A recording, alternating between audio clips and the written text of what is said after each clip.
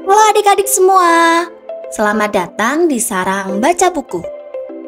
Hari ini kita akan mendengarkan cerita tentang seri pahlawan nasional yang berjudul Soekarno, karya Wati Ideo dan Nindya Maya, yang diterbitkan oleh Buana Ilmu Populer. Yuk kita dengarkan ceritanya bersama-sama. Aku terlahir dengan nama Kusno. Saat masih kecil, aku selalu sakit-sakitan. Oleh karena itu, ayah mengubah namaku menjadi Soekarno. Aku lahir di Surabaya pada 6 Juni 1901. Ayahku bernama Raden Sukemi. Ibuku bernama Ida Ayu Nyoman Rai Srimben. Aku lahir saat fajar mulai menyingsing. Saat itu, ibu berkata kepadaku, "Engkau adalah putra sang fajar. Engkau akan menjadi pemimpin rakyat negeri ini." Keluargaku keturunan bangsawan, sehingga aku bisa sekolah. Waktu itu, Belanda melarang anak-anak pribumi dari kalangan biasa untuk bersekolah. Aku pun melanjutkan pendidikan ke sekolah menengah Belanda, Hogere Burgerschool atau HBS. Di sekolah, aku termasuk murid yang pandai. Saat sekolah menengah, aku tinggal di rumah Haji Umar Said Cokro Aminoto di Surabaya. Beliau adalah ketua Sarekat Islam, organisasi politik terbesar saat itu. Aku banyak belajar tentang agama dan politik. Aku juga bertemu banyak tokoh pemimpin organisasi atau perkumpulan di sana.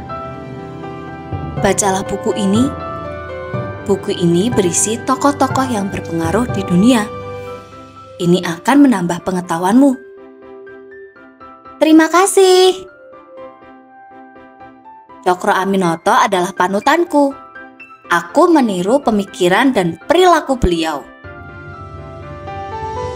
Aku lalu melanjutkan sekolah tinggi di Teknik Hogeschool de Bandung atau THB atau Institut Teknologi Bandung. Di sana, aku bertemu Ki Hajar Dewantara, Dr. Cipto Mangunkusumo, dan Dr. Douwes Dekker. Aku banyak belajar tentang organisasi dan politik. Saat itu, Belanda semakin kejam. Mereka merampas hasil kekayaan negeri seperti rempah-rempah untuk diperjualbelikan. Anak-anak pribumi juga dilarang bersekolah. Aku pun bergabung dengan organisasi pemuda.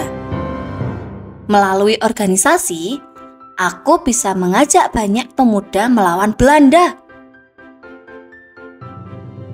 Aku mendirikan klub studi umum di Bandung. Klub inilah yang menjadi awal terbentuknya Partai Nasional Indonesia. Teman-teman, tetaplah semangat. Kita harus bersatu agar perjuangan kita lebih kuat. Semangat! Aku mulai menyebarkan semangat kemerdekaan dengan menulis artikel di koran dan berpidato. Tentu saja, Belanda tidak suka perilakuku. Aku pun dipenjara selama beberapa tahun. Selama di penjara, aku banyak membaca dan sering menuliskan pemikiranku tentang kemerdekaan. Salah satu tulisanku yang terkenal berjudul Indonesia Menggugat. Aku menuliskannya dengan sepenuh hati saat di penjara. Tulisan itu berisi pembelaan untuk diriku dan negeriku yang menderita akibat penjajahan. Aku sangat benci penjajahan dan bertekad untuk melawan. Aku sering memimpin rapat dan mengobarkan semangat kepada banyak orang melalui pidato. Hal ini membuatku ditahan hingga beberapa kali. Namun, penjara tidak akan menghentikanku untuk mempersatukan negeri ini. Kau ditangkap! Saat Jepang datang dan menawarkan bantuan untuk mengusir Belanda, kami menyambutnya dengan senang hati. Mereka mengaku sebagai saudara tua dari bangsa Indonesia. Sayangnya, sikap baik Jepang itu hanya pura-pura. Mereka ternyata ingin mengambil kekayaan alam Indonesia untuk keperluan perang melawan Amerika. Selama 3 tahun lebih, Jepang menjajah Indonesia. Perlakuan mereka jauh lebih kejam daripada Belanda. Rakyat pribumi harus kerja paksa. Hasil panen pun dirampas. Rakyat sangat menderita. Hingga akhirnya Amerika Serikat mengebom 2 kota besar di Jepang, Hiroshima dan Nagasaki, dibom pada Agustus 1945. Ini saat yang tepat untuk memproklamasikan kemerdekaan negara kita. Kita harus segera melakukannya. Dalam situasi genting, aku diculik oleh para pemuda. Mereka mendesakku untuk segera memproklamasikan kemerdekaan. Kejadian penculikan ini dikenal sebagai peristiwa Rengas Dengklok. Pada 17 Agustus 1945, aku dan Muhammad Hatta memproklamasikan kemerdekaan negara Republik Indonesia.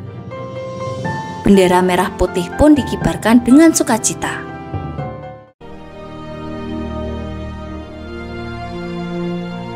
Proklamasi. Kami, bangsa Indonesia, dengan ini menyatakan kemerdekaan Indonesia.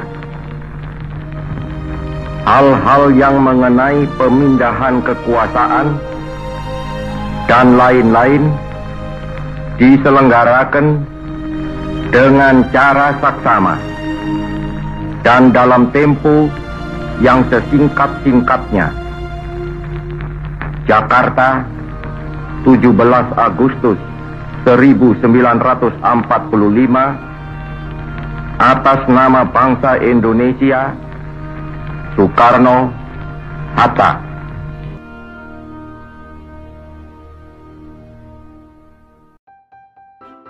Jepang akhirnya terpaksa kembali ke negaranya dan menyerahkan kekuasaannya kepada Indonesia. Merdeka! Merdeka! Merdeka! Kemerdekaan negara ini untuk seluruh rakyat Indonesia. Perjuangan panjang ini tidak sia-sia. Setelah memproklamasikan kemerdekaan, aku pun dikenal sebagai tokoh proklamator Indonesia. Ternyata yang dikatakan ibuku ternyata benar.